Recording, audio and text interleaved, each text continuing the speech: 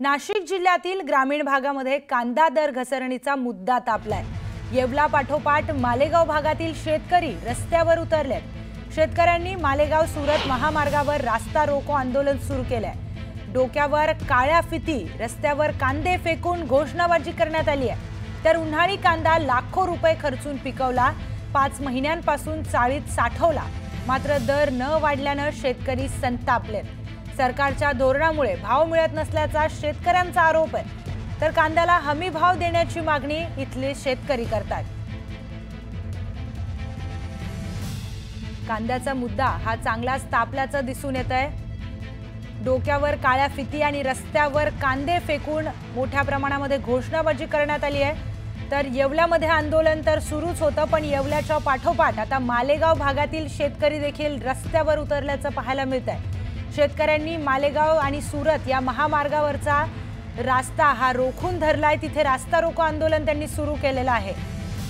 उन्हाळी कांद्याला खरं तर लाखो रुपये खर्चून त्यांनी पिकवलं आणि 5 महिन्यांपासून चाळीत साठवलं देखील, मात्र दर न वाढल्याने आता शेतकऱ्यांचा संतापही वाढतोय।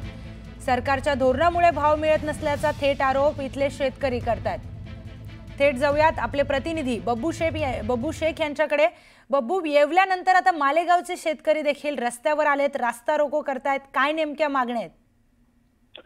प्रियंका, गेल्या काही महिन्यापासून जो कांद्याचा मुद्दा आहे तो आता तापू लागलेला आहे। कारण भावात इतकी मोठी घसरण झालेली आहे का जेव्हा शेतकरी बाजार समितीत कांदा घेऊन येतात तर त्याला कवडी मोल भाव मिळतोय।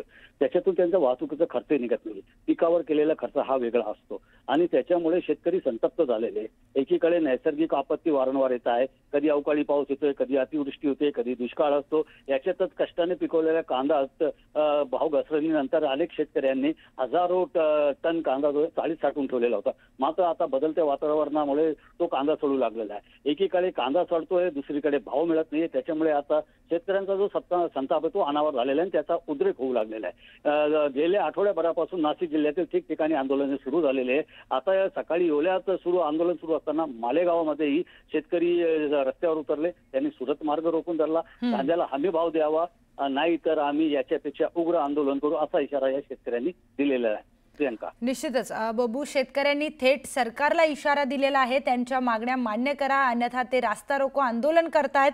थेट इशारा शेतकऱ्यांकडून। कांद्याला भाव मिळत नसल्यामुळे शेतकरी संतप्त झालेत। बब्बू, धन्यवाद आपण दिलेल्या माहितीसाठी।